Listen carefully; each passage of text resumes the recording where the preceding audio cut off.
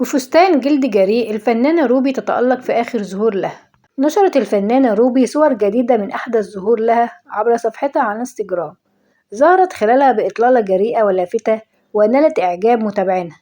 ولقطت الفنانة روبي الصورة أمام المرآة وظهرت خلالها بفستان جلد قصير من اللون الأسود ذو تصميم لافت ومميز يبرز أنوثتها وقوامها الممشوق، ونسقت مع الفستان هاف بوت بكعب رفيع باللون الأسود وبه بعض الفصوص باللون الأبيض اللامع. ومن الناحية الجمالية اختارت مكياج بالألوان الترابية الناعمة أبرز جمال ملامحها وعيونها، ووضعت أحمر شفاه باللون البيج وتركت شعرها البني القصير مندسا على كتفيها حتى يكتمل اللوك.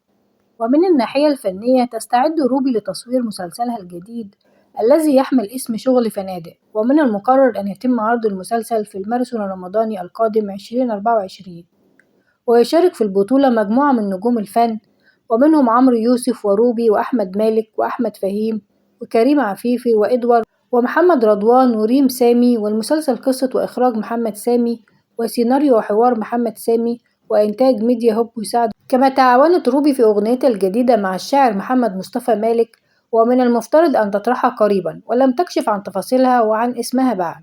الفنانة روبي أحدى النجمات التي تتميز بقوام رائع وممشوق يحبها الكبير والصغير، فهي محبوبة من الملايين داخل مصر وخارجه، وهي نجمة متألقة في الغناء والتمثيل وتحافظ أيضا على شكلها وجسمها وشباب بشرتها. وقالت الفنانة روبي إن سبب نضارة بشرتها هو تناولها الكثير من المياه بشكل مستمر، ونصحت جمهورها بتناول المياه كونها تجدد خلايا البشرة وتحافظ عليها. وكشفت إن عمرها 40 عام وما زالت تتميز بالوجه الصغير والسن يكمن في تناول الماء باستمرار. وتتميز النجمة روبي بأنوثتها ورشاقتها، وتؤكد إنها تذهب إلى الجيم بشكل مستمر وتمارس رياضة لتحصل على لياقة بدنية عالية، إلى جانب إنها تتدرب على الرقص من حين لآخر. لا تريد أن تصبح بدينة يوما ما، فهي تحرص على الرياضة بشكل مستمر.